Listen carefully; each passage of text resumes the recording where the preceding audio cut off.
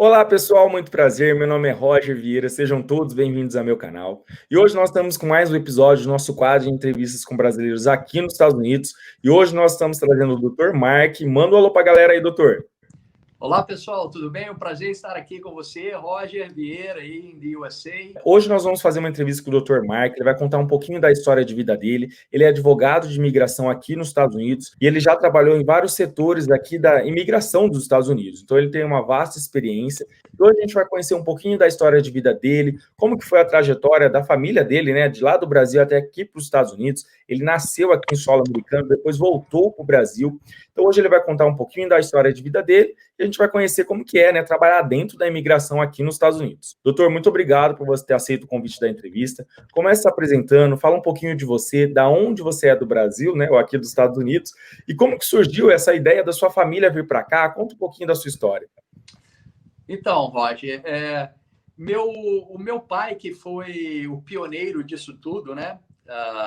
Ele devia ter ali 21 anos de idade, morava ali em Belo Horizonte e tinha conseguido até um emprego bom numa empresa boa em Belo Horizonte, o primeiro emprego bom dele. E só que aqueles amigos dele daquela época ali de infância que cresceram ali com ele em Belo Horizonte começaram a vir para os Estados Unidos, o sonho americano. Nova York, né, final dos anos 60, começo dos anos 70, era o glamour total, né? Então, tinha notícia de vários amigos dele vindo para Nova York e ele pensou, vou tentar também, vou ver o que eu vou conhecer aquela cidade. E ele foi pedir rescisão no trabalho dele. Com esse pouco dinheiro que ele recebeu lá, ele conseguiu comprar uma passagem, na época, acho que já até extinta essa companhia aérea, Aerolíneas Peruanas, em que parava em 5 lugares antes de chegar aqui nos Estados Unidos, que era a passagem mais barata que ele conseguiu comprar na época. E ele veio com uma nota de $100 no bolso, mas era a passagem que ele conseguiu comprar, uma nota de $100 no bolso e se mandou para cá. Naquela época, era fácil conseguir o visto, não precisava ir uma entrevista no consulado, era tudo feito com despachante. Então ele veio e se encantou, se apaixonou com Nova York. Ele começou a trabalhar, trabalhou de engraxate por muito tempo. Depois ele sempre gostou de cozinhar muito, começou a cozinhar num restaurante italiano, era o cozinheiro ali do restaurante. O dono do restaurante gostou tanto dele que começou um processo de pedir a residência para o meu pai. E minha mãe também veio, ela trabalhou na época do programa do Silvio Santos, ele até fazia propaganda para essa loja famosa de Nova York, que era Berta Brasil. Não sei se você lembra, o Silvio Santos estava sempre fazendo propaganda lá no show de calouros dele da Berta Brasil. Minha mãe trabalhou lá, no começo ali dos anos 70, ali, engravidou e eu nasci em Nova York. Aí começou a ficar difícil não tinha família aqui, minha mãe tinha que ficar comigo, não podia, eu ainda não tinha idade ainda para ir para um daycare, e começou a apertar para eles resolveram voltar. Na verdade, não. Como nos Estados Unidos, todo serviço que você presta, né, é cobrado, eles me mandaram sozinho, com um casal de amigos, para me entregar para minha avó, em Belo Horizonte, que eles ainda iam ficar aqui mais um ano juntando dinheiro para poder voltar para o Brasil. Eu vim com um casal que cobrou para me levar, tá? Cobrou. Então, o pessoal que acha ruim aí que advogado cobra consulta, cobraram para mim, um amigo cobrou para me levar de volta para o Brasil. Aí eu fui criado no começo lá, na minha volta para Belo Horizonte, pelos meus avós. Depois meus pais voltaram e começou a vida ali em Belo Horizonte, comércio, com roupas, e estudei meu high school todo ali em Belo Horizonte, no Colégio Pátrio Eustáquio, para quem é de BH conhece bem. E depois, quando eu nunca mais vim para cá, eu fui embora dos Estados Unidos com 1 ano de idade. E eu nunca mais voltei. Até que, quando eu tinha 17 anos, eu vim fazer um intercâmbio. Pela primeira vez, voltando para o país, fiz um intercâmbio. E quando eu voltei do intercâmbio, meus pais já tinham mudado para Vitória, no Espírito Santo. E aí foi lá que eu fiz minha faculdade de administração, minha faculdade de direito, passei na OAB. Na época eu passei tanto na OAB de Minas Gerais quanto no Espírito Santo, mas eu optei em fazer só uma para não ter que pagar 2 anuidades. E logo quando eu me formei, passei na ordem, eu decidi vir para os Estados Unidos, tentar continuar minha educação na área de direito aqui. Então, facilitou muito o fato de eu ter nascido aqui, ser cidadão americano. Naquele momento, eu era o único da minha família que era cidadão americano. Então, eu não tive problemas com imigração, né? Graças a Deus, isso foi um presente que eu acabei ganhando dos meus pais, acabei ganhando de Deus a nacionalidade americana por nascimento. E então eu pesquisei. Naquele momento, quando eu vim para cá, eu também vim mais ou menos numa história igual do meu pai ali, com pouco dinheiro. Eu não sabia como fazer para entrar numa faculdade de direito aqui. Fui pesquisar tudo aqui. Eu cheguei, fui valet, manobrista, entreguei pizza, fiz os dois ao mesmo tempo, valet de manhã, pizza à noite, e fui pesquisando maneiras de eu entrar em faculdade de direito aqui. E consegui entrar na faculdade, me formei em doutorado, que é Juris Doctor, né? O direito aqui ele é um doutorado. Por causa dos meus estudos no Brasil, essa faculdade ela me deu 30 créditos, eu praticamente pulei um ano, então eu formei mais rápido que minha turma, né? Minha turma demorou 3 anos para formar. Para você entrar em faculdade de direito aqui, você não pode sair do high school e ir direto para a faculdade de direito. Você tem que ter, no mínimo, um curso, um bacharelado de 4 anos, tá? Então, e aí mais 3 anos de direito. Eu me formei em 2 anos. E passei na prova do Florida Bar, que seria o equivalente ao OAB aqui da Flórida. E logo em seguida eu entrei no Customs and Border Protection. Eu já tinha mais ou menos na cabeça que eu queria trabalhar de alguma forma com a comunidade brasileira, né? Eu falei, bom, eu posso conciliar que eu sou advogado no Brasil, eu sou advogado aqui nos Estados Unidos, eu falo os 2 idiomas, por que não ajudar a minha comunidade, o meu povo brasileiro? Você está sempre procurando um nicho de mercado. Então, foi por aí que eu segui meus caminhos, meus passos. O caminho me levou a trabalhar para o governo americano. Meu primeiro emprego no governo americano foi no governo federal, na agência Customs and Border Protection, ou seria a agência de imigração, proteção de fronteira, aquele pessoal, quando você chega no aeroporto aqui, você vem visitar os Estados Unidos, você vai se deparar com um oficial da imigração e de alfândega ali. Então, eu fui um daqueles oficiais. Para você virar um oficial do CBP, que são as siglas, né, CBP, você vai para uma academia de polícia federal, seria a maior e melhor academia de polícia do mundo, porque as maiores agências de polícia dos Estados Unidos são treinadas ali. Eu fiquei quase 6 meses ali, longe de casa, e me formei ali na academia. Você passa por um treinamento intenso de tiros, de defesa pessoal, de leis imigratórias, leis de alfândega. Eles fazem simulações mesmo para você ver se você vai passar. E ao final da academia eu vim aplicar o que eu aprendi no Aeroporto Internacional de Miami. E fiquei ali por um tempo, mas eu queria experimentar um pouco mais do que a imigração tem vários aspectos, né? Tem de analisar quem está entrando ali, para saber se a pessoa pode estar aqui, pode entrar no país. E eu agora queria entrar para uma outra agência que lida com pedidos de benefícios. Então, todo pedido de benefício migratório, geralmente ele é enviado por USCIS, que é a Agência de Serviços de Imigração e Cidadania dos Estados Unidos. Eu entrei ali como um oficial de asilo político e refugiados. Eu fui um oficial que faz a entrevista para quem está vindo de outro país para cá e está pedindo um asilo político, porque tem medo de voltar para o seu país de origem.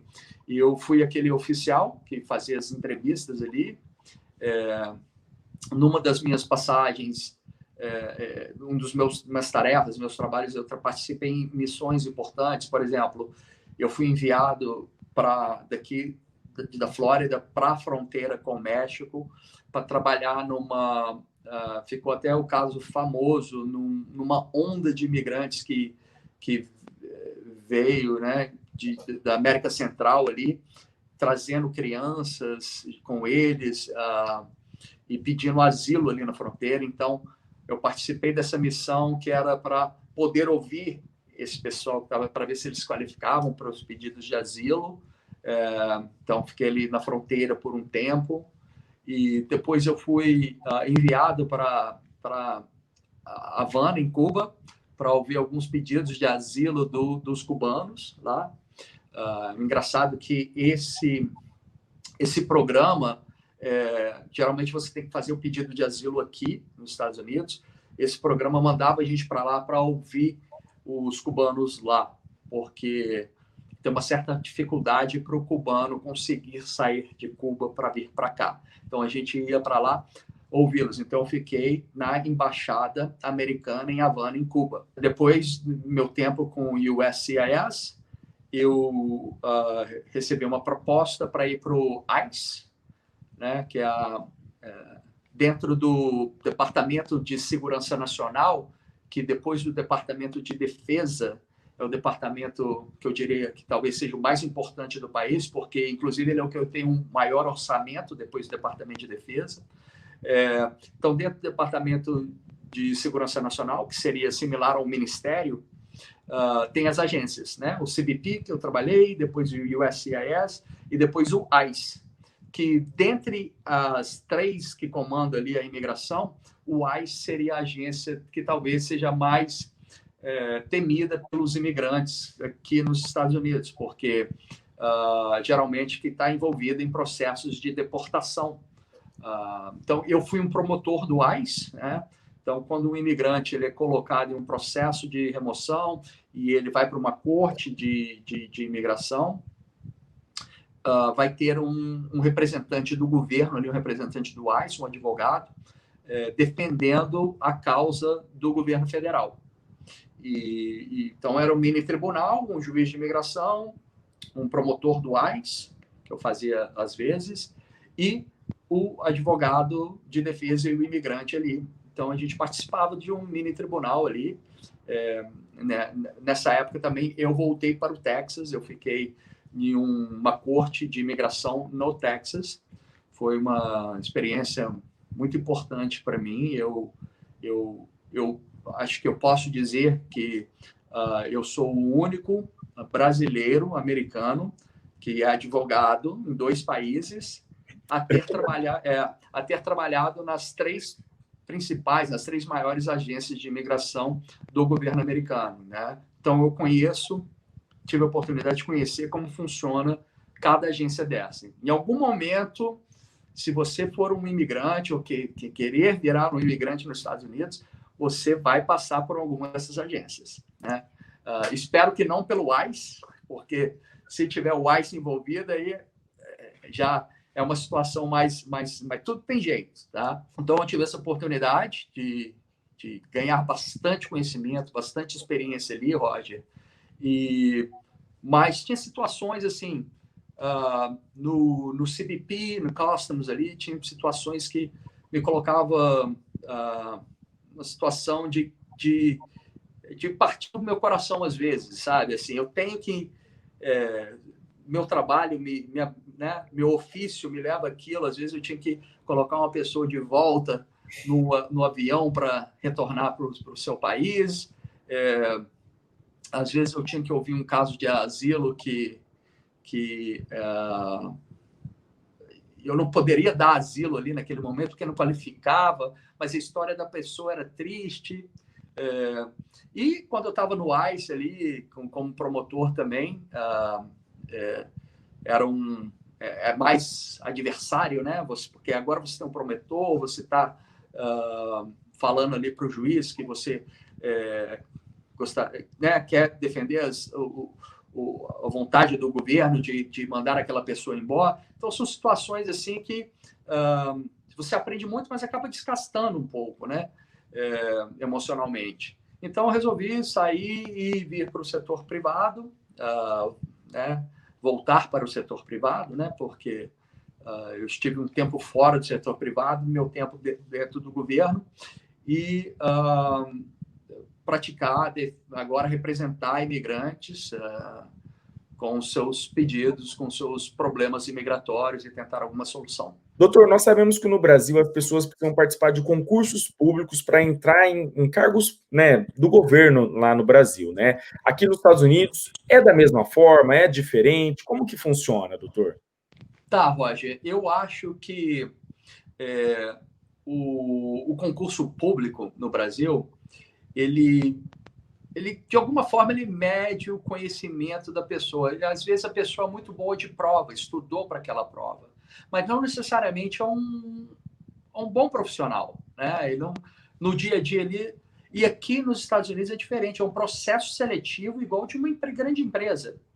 Então, se para você exercer aquela função, você precisa de experiência como advogado, se você não tiver no currículo anos de experiência como advogado, você não vai conseguir só porque você foi bem numa prova, né?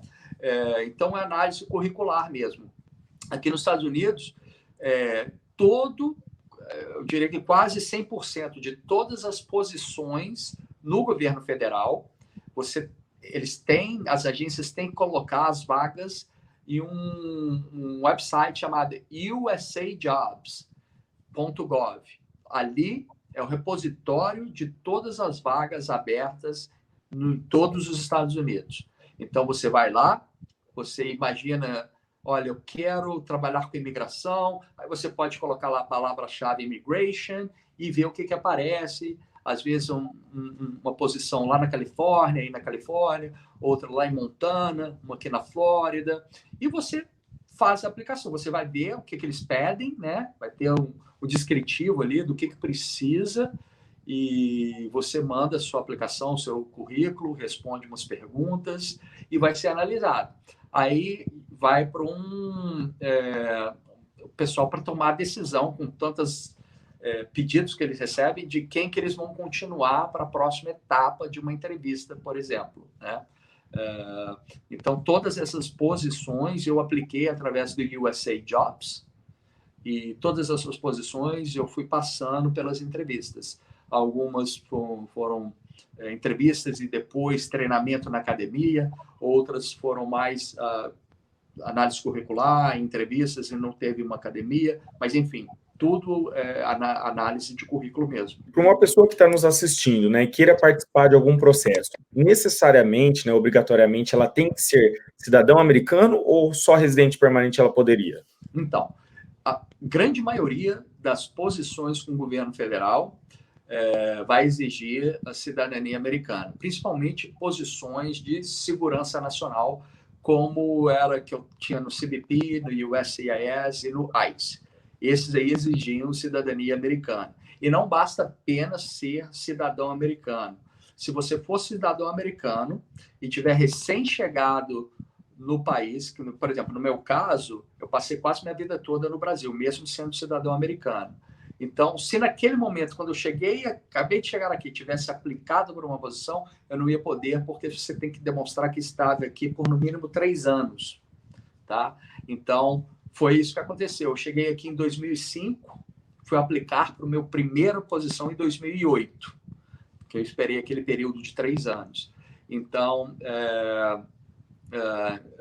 mas a maioria das posições algumas posições aceitam apenas residência permanente. De alguma forma, eu me encantei pelo CBP. Eu viajava, assim, na hora que eu voltava, via aquele pessoal, como é que é? Distintivo, arma, uniforme. E eu falei, cara, eu acho que eu vou. Aí pesquisei, né? E naquele momento tem limite de idade também. Quando você vai entrar para uma posição que tem que você vai ser policial, geralmente o corte é com 37 anos. Então, eu já estava ali com uns 34 quando eu enviei minha aplicação. Você tem que ser contratado antes dos 37. Então, teve um período de congelamento nas contratações, né? Foi ali em 2000, eu mandei minha aplicação em 2008. Naquele momento ali para frente, o governo congelou quase que todas as contratações por uns 2 anos, porque o país estava passando por uma recessão ali. Não sei se vocês lembram ali naquela questão da bolha imobiliária. Então eu tive que esperar um desenrolar. E eu estava até já trabalhando numa empresa de logística, a DHL, que tem um escritório grande corporativo aqui no sul da Flórida. Eu estava trabalhando ali, estava com uma posição, estava feliz ali e tal, uma carreira, quando eu recebi a ligação. Falou, Mark, aqui é do CBP, aquela posição que você aplicou lá atrás está disponível aqui agora, você tem 48 horas para dar a resposta para a gente. Aí, puxa vida. E o engraçado é que eu ia reduzir meu salário em quase 50%. Você entra por baixo e vai crescendo lá dentro. E foi um problema, assim, bom de ter, né? Eu cheguei aqui em casa e minha esposa, a gente ficou quase 2 dias sem dormir, pensando o que fazia, mas a gente, juntamente aqui, optou em seguir a carreira no governo federal. Eu não adorei trabalhar na DHL, mas eu não me arrependo da minha decisão. Foi o que me preparou para minha carreira na imigração, sabe? CBP, USCIS, ICE. Eu tenho muito a agradecer por essa oportunidade que eu tive, que eu aprendi muito lá dentro. Fiz bons amigos, e eu acho que é sempre bom você ter experiência prática ali de dentro também para ver como as coisas funcionam direito. E conta para nós, doutor, ali também é um momento muito decisivo, né, para pessoas que estão entrando, no sentido de, às vezes as pessoas estão vindo com sonhos, como o senhor mencionou, é uma profissão difícil às vezes, porque você às vezes tem que, infelizmente, o sonho da pessoa ali acaba caindo por água abaixo, né? Tiveram muitas situações difíceis que o senhor passou, assim, não somente com brasileiros, mas outras nacionalidades, onde o senhor teve que mandar, às vezes, a pessoa de volta ou para a salinha? Sim. Bom, tinha algumas situações em que eu era obrigado a mandar a pessoa para a salinha. Por exemplo, ao passar o passaporte da pessoa, se tivesse um alerta no sistema, eu obrigatoriamente tinha que mandar a pessoa para a salinha. Às vezes o alerta era um alerta aleatório, não específico para aquela pessoa, mas o sistema aleatoriamente escolheu uma pessoa para ter uma inspeção secundária, ou tinha algum homônimo, né, nome parecido, aí o sistema não sabe decidir se é aquela pessoa ou não e manda para a secundária. Então, e tinha situações em que, na conversa ali, nas minhas perguntas, não estava fazendo muito sentido. A pessoa começava a se embolar, você sente que a pessoa está nervosa ali.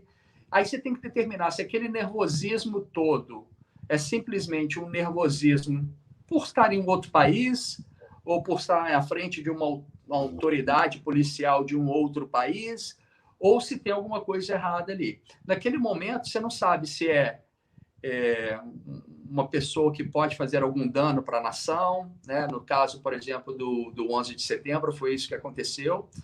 Os terroristas conseguiram passar pelo CBP e fizeram o que fizeram. Então, naquele momento ali, também para o oficial, é um momento de tensão, porque se eu coloco o meu carimbo ali, eu que estou dando o aval para aquela pessoa entrar. Então, se ela faz algum problema, algum dano aqui para o país, poxa, eu vou levar aquilo para o resto da minha vida, entendeu? Então, tinha esse momento de tensão, sim, mas eu já tive que mandar pessoas para a salinha. Tinha dia que eu era escalado para trabalhar na salinha também.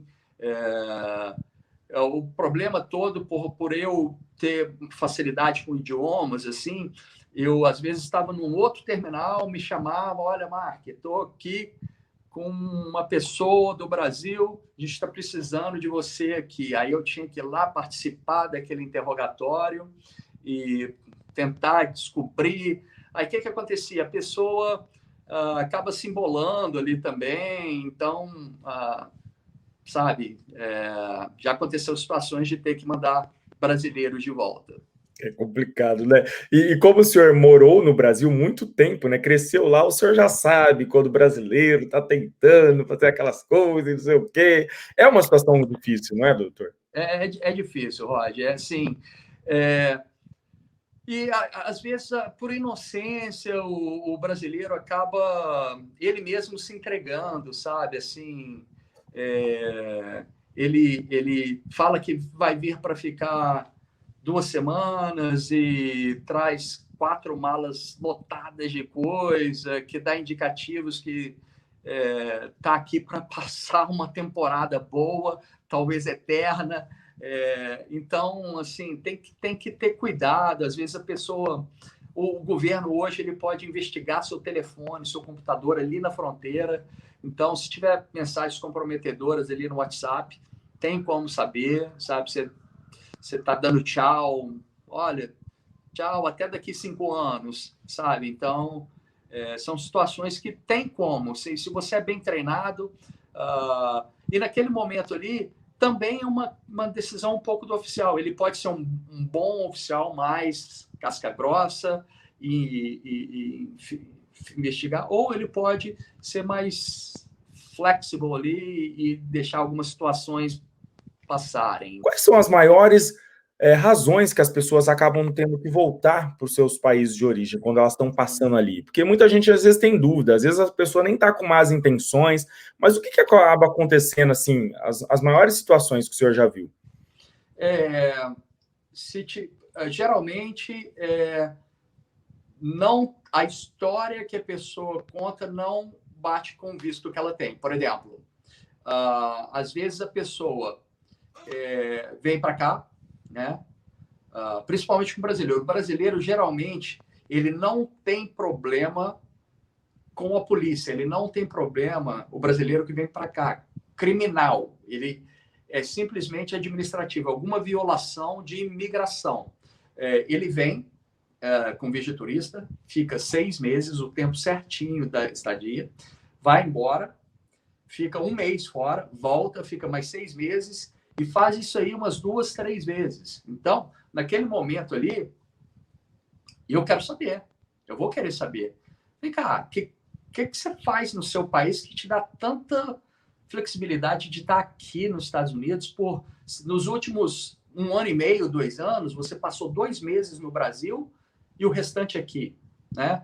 Então, ali a pessoa começa a se embolar. Se não for um cara que é bem de vida, que pode... Eu já tive situações que eu perguntei, mas por que você... Eu sou rico. O que você faz? Aí tudo bem, o cara é rico, milionário, ele pode fazer isso. Eu sou rico, meu pai é rico, meu pai tem muito dinheiro, eu vivo de viajar. Aí é diferente, entendeu? Aí você começa a perguntar, você vê que é aquilo mesmo. Mas o outro, quem pode passar tanto tempo assim fora de casa sem estar trabalhando, né? Então é ali que as coisas começam a apertar. E outra coisa, obrigação, o ônus da prova é do imigrante. Quem está ali entrando, de demonstrar para o oficial que o motivo que ele está vindo para cá realmente é um motivo válido, né? Então, se ele não demonstrar ali para o oficial que o motivo que ele está vindo é para turismo mesmo, se for visto de turista, ele pode ser colocado de volta. A gente fala muito sobre a famosa salinha, né, doutor? Que é aquela salinha de imigração, e geralmente são perguntas bem incisivas, né, coercitivas às vezes, e muitas pessoas acreditam que o fato dela ter um visto já dá autorização de entrada aqui, né? Eu já ouvi falar que o visto não é um direito, é um privilégio de poder entrar e que o agente de imigração ali que vai determinar se sim ou não. Essa entrevista ali na salinha, eles checam muitas coisas mesmo? Eles têm acesso a todas as informações das pessoas? Se o senhor puder falar, o senhor fala, senão não tem problema. Sim, não. Eu não estou dando informação nenhuma de segurança nacional, tudo tudo tá fazer pesquisa em Google, o próprio governo fala, enfim.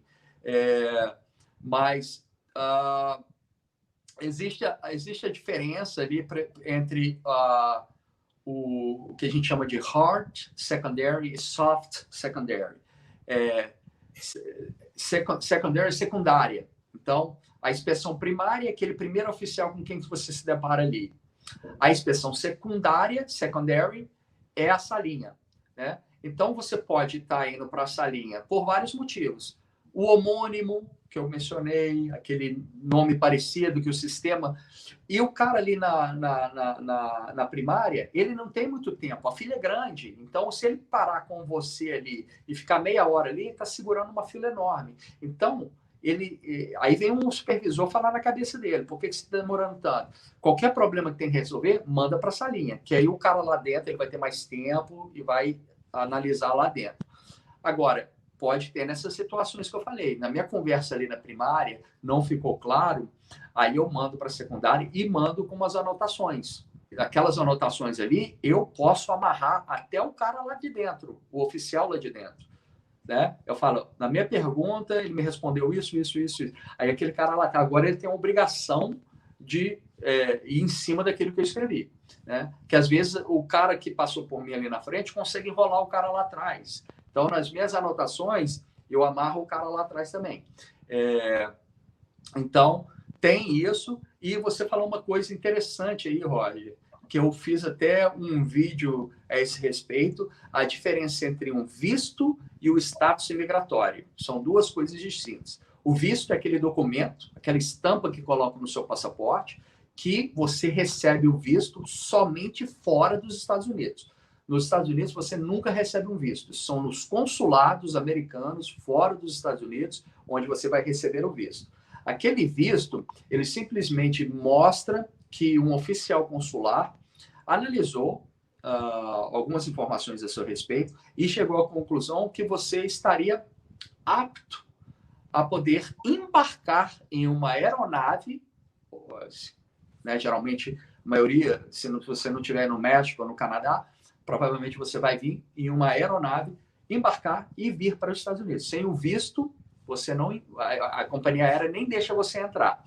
Então, o que ele está fazendo ali é isso. Ele não está garantindo sua entrada aqui. Você vai ser inspecionado pelo CBP, né? Uma vez que você está ali na frente do CBP, não importa se o cônsul te deu o visto. Se eu descobrir alguma coisa ali, você vai embora, né? Então, aí, outra coisa. Quando você chega aqui, com aquele visto, aí eu vou te dar um status aqui nos Estados Unidos. Então, seu visto é de turista, eu estou te dando um status de turista por 6 meses aqui, né? Então, essa é a diferença entre um visto e um status imigratório. Você tem razão, um visto é um privilégio, que pode ser revogado. Na maioria dos casos, o brasileiro recebe 6 meses, mas já teve pessoas que recebeu, sei lá, 1 dia, 10 dias, 1 mês. A que se atribui isso, doutor? O que acontece? Essa história mesmo que eu contei, né, de pessoas que vêm, ficam 6 meses, volta, ficam 6 meses. Naquele momento ali, eu não descobri coisa errada, mas está estranho, né?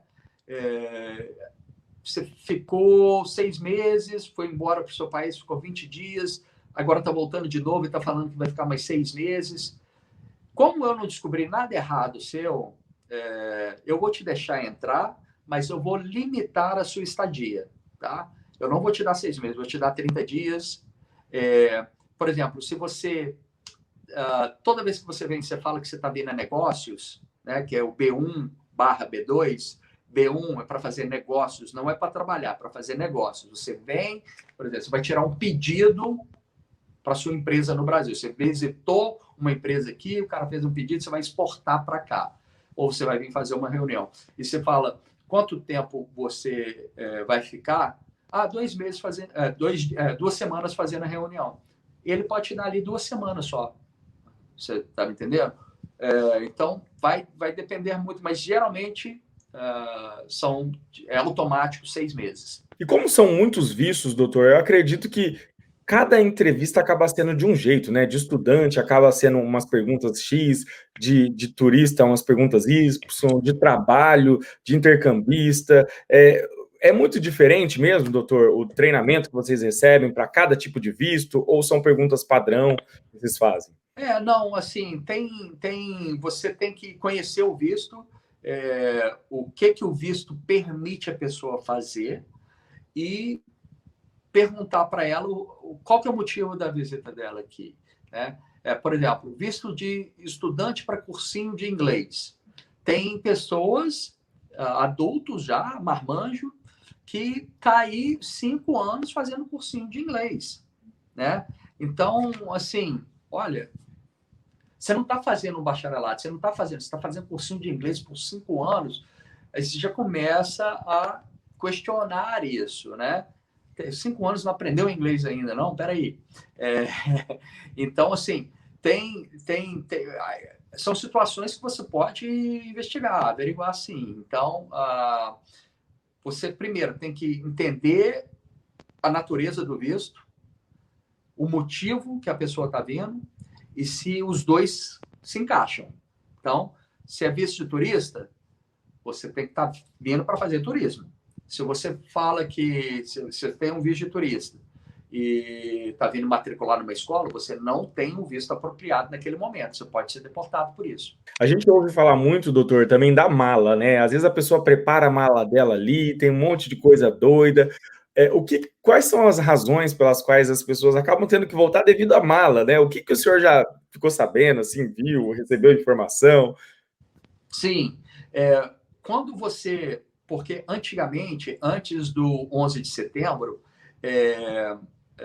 o CBP, né, o Departamento de Segurança Nacional, ele foi criado justamente depois do 11 de setembro. Porque, só fazendo uma historinha aí para você entender, que antes a imigração era de um departamento, a alfândega era de outro departamento, a agricultura era de outro departamento, e cada um fazia a sua, ninguém se comunicava. Estou fazendo o meu, você não interfere no meu, e assim por diante. Foi assim que os terroristas conseguiram entrar.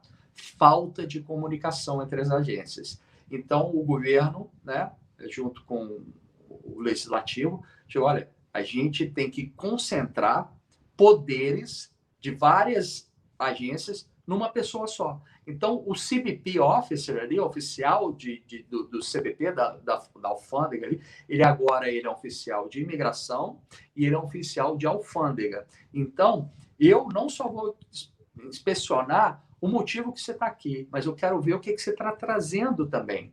Então, muitas vezes a pessoa, ela consegue passar pelo oficial de imigração, mas na hora de passar pela alfândega, ele é pego por um problema de imigração.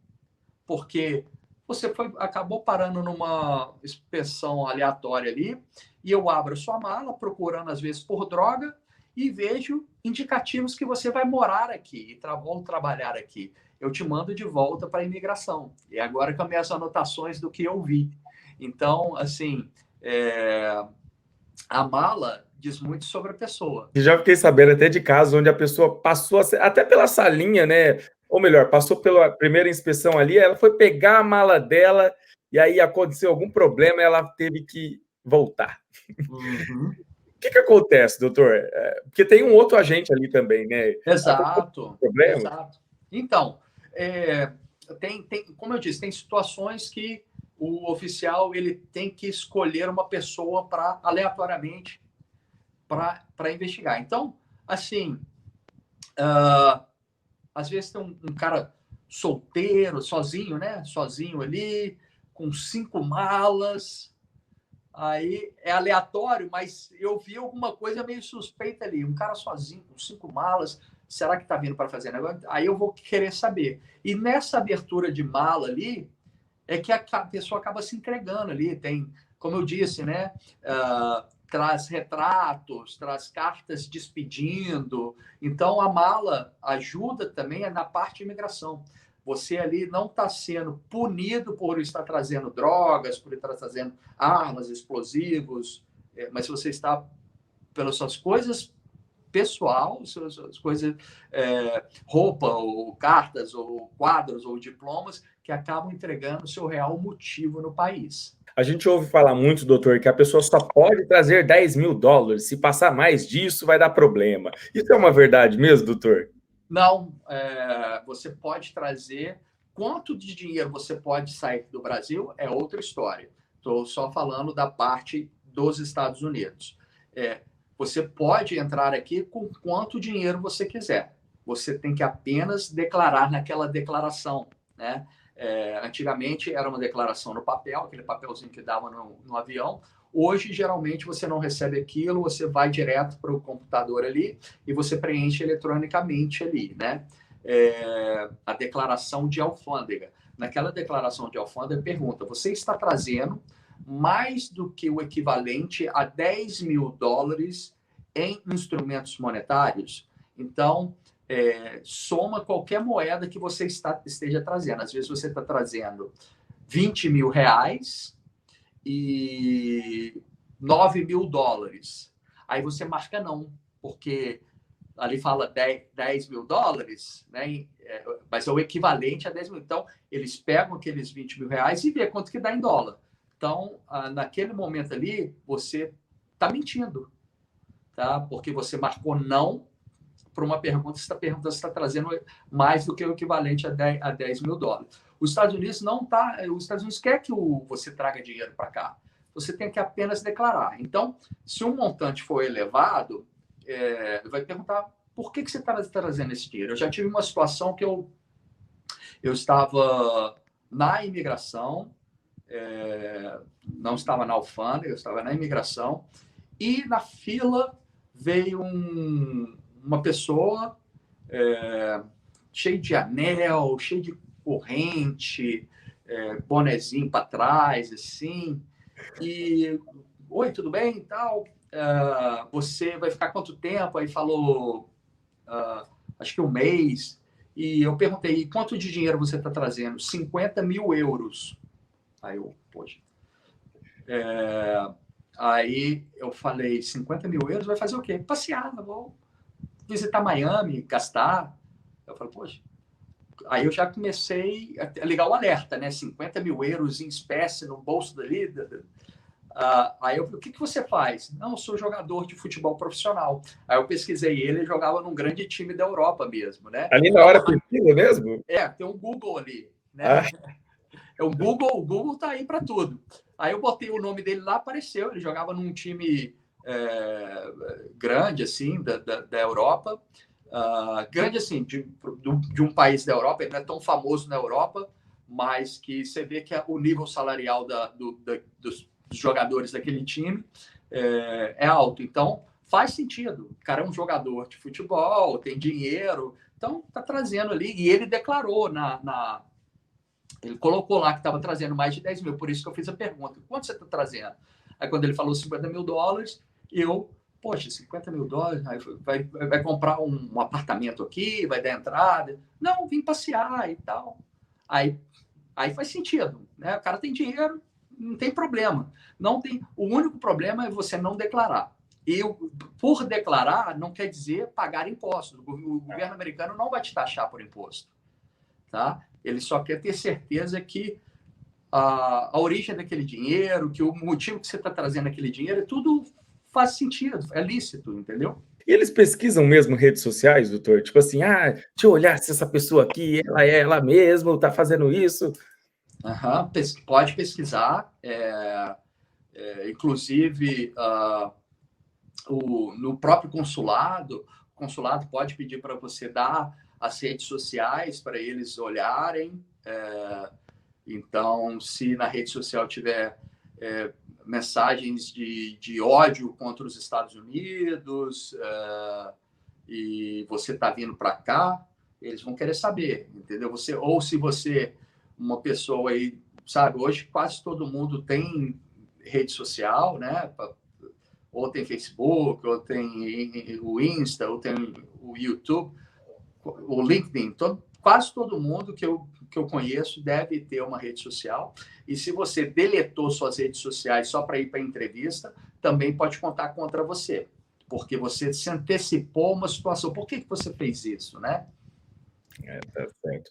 Falando um pouquinho de deportação, doutor, que eu acredito que você já participou de vários, né, processos de deportação, não somente, né, da concessão do benefício, o senhor atuou mais na área de asilo e tal, mas na deportação, o senhor já chegou a pegar brasileiros nas deportações? Eu já trabalhei com alguns casos de brasileiros, sim. Lembrando que eu era o promotor, então quem dava a decisão era o juiz, né? Então, Que senão a galera vai morrer. eu fazia a defesa do caso de remoção, mas quem ia decidir nos finalmente era o juiz. Mas eu já participei e pedidos de asilo que não fazia sentido nenhum, tá? Assim, naquele momento, aquela pessoa ali deu um pouco de azar porque pegou um promotor que conhecia muito do Brasil, porque era brasileiro, né? Então, as perguntas ali acabaram... o meu conhecimento pelo Brasil acabou me ajudando ali no meu interrogatório. Quais são os processos que brasileiros aplicam para asilo e que não tem fundamento por ser Brasil? Então, primeiro, uma das coisas que vai ser analisada é as condições do país. Então, por exemplo, se uma pessoa chegar e falar que está sendo perseguido por causa de uma religião e os reportes dos direitos humanos não demonstram que existe esse tipo de perseguição no Brasil, vai ter que explicar melhor. Então, a gente se baseava muito, os oficiais se baseiam muito nos Country Conditions Reports, então nas condições do país que aparecem nos reportes oficiais, tá? Então, situações que não são corriqueiras, que é fato isolado, situações em que a pessoa, se ela mudar de um estado, ou até mesmo de cidade, resolve o problema, que é uma rincha ali entre vizinhos, se ela nem procurou levar o caso para uma autoridade policial para ser investigado, ou se ela levou, qual que foi o resultado daquilo. Então, se não for com base a perseguição, não for com base nos 5 critérios para asilo, que é opinião política, raça, religião, nacionalidade, ou ser membro de um grupo social particular definido, como os casos do minorias sexuais, como o caso, por exemplo, violência doméstica. Esse entra num grupo gigantesco de situações. No Brasil, é comum casos de violência contra LGBT. Então, esse tipo de caso, se for bem fundamentado, ele tem grandes chances de ser aprovado, tá? Casos que eu vejo, que eu via bastante, que não davam muito certo, pelo menos nos casos que eu participei. A pessoa reclamava que sofria perseguição da polícia militar, né? Então, assim, o Brasil tem polícia militar, tem polícia civil e polícia federal. E por que não foi reclamar com uma polícia federal sobre aquilo? Então, a pessoa tem que... E o Brasil também tem dimensões continentais. A pessoa está lá no Rio Grande do Sul. Se eu mudar para Manaus, esse problema, eu vou continuar no Brasil, né? Se eu mudar para Manaus, esse problema resolve, né? Eu me distanciando daquele agressor, acaba meu problema? Então, assim, outra coisa que às vezes atrapalha o brasileiro, assim, tem muitos brasileiros com dupla nacionalidade com algum outro país, Itália, Portugal. Então, se ele vem para cá e pede asilo, e ele tem uma dupla nacionalidade, mas por que você não fugiu para a Itália? Por que você não fugiu para Portugal? Né? Então, são situações assim que tem que ser analisada. Antes de dar entrada com pedido de asilo, converse com um advogado. A pessoa que pede asilo, ela pode voltar para o seu país de origem ou não? Durante o processo pendente, ela não deveria ir, porque ela está demonstrando que ela não tem medo de voltar, a não ser que seja uma emergência tá? Uma situação extrema, e mesmo assim tem que ter muito cuidado. Após o caso de asilo aprovado e 1 ano de caso de asilo aprovado da entrada com pedido de green card, e a pessoa receber o green card, teoricamente ela poderia voltar para o país dela, visitar, mas pode ser questionado, né? A gente, porque é um benefício tão nobre, que muitas vezes acaba abusando desse benefício, e os oficiais não gostam disso, né? Né? Desse abuso, usar às vezes do asilo para conseguir um benefício mais rápido, e você está voltando para o mesmo país para de férias, que tanto te maltratou, tanto te perseguiu, que você tinha tanto medo que te fez pedir um asilo. Então tem que ter cuidado com isso, mas depois que você recebe o green card, em tese você poderia voltar para o seu país, visitar. Tem 2 tipos de maneira de se pedir um asilo, seja feita de forma afirmativa, ou seja, você ainda não está num processo de remoção, então você vai lá e peticiona perante o USCIS, né? Ou de forma defensiva, você já foi colocado em um processo de deportação do país, seu caso agora está perante uma corte de imigração, e você quer parar aquela remoção com o seu pedido de asilo. Então, naquele momento ali, se você, caso tiver ainda no USCIS, seu caso, ele não é negado, o termo técnico, quando está no USCIS, ele é referido ou encaminhado para a Corte de Imigração. Então, naquele momento, o oficial do USCIS, que achou que seu caso não era de asilo, ele encaminha, ele emite uma nota de comparecimento à corte para você agora apresentar o seu caso ao juiz de imigração, tá? Se você ali tiver seu caso negado agora, o seu pedido de asilo negado, você pode ser colocado de volta para o seu país, tá? Existem situações em que a situação do país para onde você seria enviado é tão perigosa, que o governo ele não vai te dar um asilo, mas ele pode te dar uma retenção na deportação. Fala, não, eu não vou te dar um asilo, porque com asilo vem muito mais benefício. Você pode chegar a ter um green card, depois que você tem um asilo aprovado. Na retenção da remoção, eu te dou uma ordem de deportação, mas eu vou reter essa ordem de deportação até que as condições do seu país melhorem. Por exemplo, está tendo uma guerra civil lá agora, então eu não quero te colocar nessa situação. Quando essa situação melhorar, aí eu posso continuar e exercer essa ordem de deportação, te mandar de volta. Mas um pedido de asilo, se for perante uma corte, pode significar uma ordem de remoção do país. E hoje o senhor é advogado de imigração aqui nos Estados Unidos. Quais os processos que o senhor atua aqui para a galera saber, quem tiver interesse em contratar o senhor? Tá. Roger, hoje eu dou consultoria para diversas formas de vistos, asilo, mas eu não necessariamente, hoje o meu foco são esses tipos de casos. Eu estou concentrado mais com profissionais,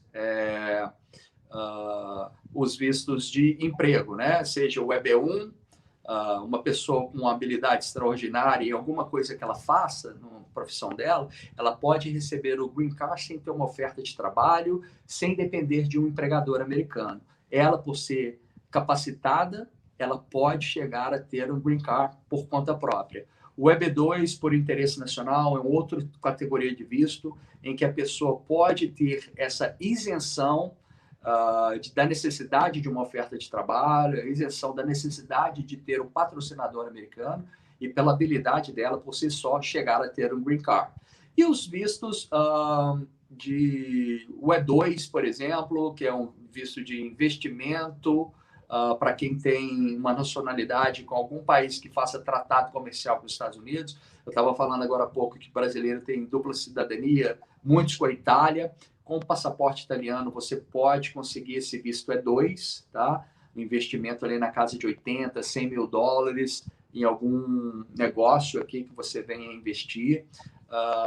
Vistos L, né? Pessoa executivo de uma empresa no Brasil, quer abrir a empresa está abrindo uma filial aqui, precisa enviar esse executivo para cá, ele vai ganhar um visto para trabalhar aqui. Enfim, os vistos mais para ou investimento ou vistos para profissionais e também os vistos de relações familiares. Casamento com cidadão americano, filho tem cidadão americano, agora já tem 21 anos, quer peticionar para os pais, enfim, mais esse tipo de processo. E, doutor, para a gente finalizar essa entrevista, fala um pouquinho do seu canal também para a galera, fala as informações que você passa lá para a galera, convida o pessoal a se inscrever. Tá ótimo, obrigado pela oportunidade, Roger. Eu recém iniciei minha vida aí nas redes sociais, então eu estou com um canal novo que lancei, acho que não tem nem 2 meses ainda, chama Imigrando com Marco Moraes no YouTube. Eu procuro fazer vídeos, conteúdo gratuito aí para o pessoal. Eu falo de situações diversas, tanto eu falo de vistos específicos, como eu falo de situações como a gente está discutindo aqui hoje. Então, Imigrando com Marco Moraes. O meu canal no Instagram, eu sou um pouco mais ativo lá, porque é mais rápido, às vezes, de postar alguma notícia que acabou de acontecer, né? Eu não preciso parar para fazer um vídeo ali no YouTube, eu faço uma postagem ali. E meu arroba ali do Insta é Mark Moraes, Moraes é com I, e Ló é L-A-W, tá? Tem o meu Facebook também, e meu LinkedIn, que é o meu nome também, Mark Moraes. Então, estou ali, o pessoal pode encontrar bastante informação ali que eu estou sempre compartilhando. Então, a gente também vai ter um quadro com ele aqui, né? A gente tem com outros advogados também, respondendo perguntas. Como ele tem muito conhecimento aí na área de imigração, né? Já trabalhou em vários setores e agora é advogado, então a gente vai aproveitar bastante ele, beleza? Eu vou deixar todas as redes sociais aqui abaixo. E para a gente finalizar, doutor, se você pudesse dar um conselho para a galera que quer vir aqui a passeio, a trabalho, a estudo, ou pessoas que querem alcançar o seu green card para morar legalmente aqui nos Estados Unidos, quais conselhos você poderia dar para a galera? Tá bom, Roger. Obrigado pela oportunidade, mais uma vez aí. Eu acho que deve sempre a pessoa procurar, principalmente se for tentar algum visto que vai levar ao green card ou algum visto de trabalho, consulte sempre com um advogado, tá? Evitem o pessoal que é apenas consultor, converse, tenha certeza que a pessoa é licenciada, tenha certeza que a pessoa tem experiência naquela área ali, para ter uma consultoria, uma assessoria profissional ali, para você acabar não fazendo a coisa errada e acabar se atrapalhando. Então, existem inúmeros tipos de vistos, mais de 100 vistos, 180 vistos, se eu não me engano. Então, algum visto desse vai servir para você, tá? Basta saber aí, conversar com a pessoa certa para saber se tem alguma alternativa ou alguma solução aí para o seu caso. E eu acho que os Estados Unidos é o país dos imigrantes, está sempre de portas abertas, mas tem que ser pela porta da frente, tem que ser pelo caminho certo. Bom, pessoal, então essa foi mais uma entrevista contando histórias de brasileiros, hoje trazendo o Dr. Mark, as redes sociais dele vão estar aqui abaixo. Lembrando que se ficou alguma dúvida, deixa um comentário aqui abaixo. Se curtirem esse vídeo, deixe seu joinha, compartilhem com os amigos e não se esqueçam de se inscrever no canal para acompanhar as novidades. E vamos até o próximo vídeo. Muito obrigado, doutor. Muito obrigado você pelo convite, Roger. É um prazer estar aqui.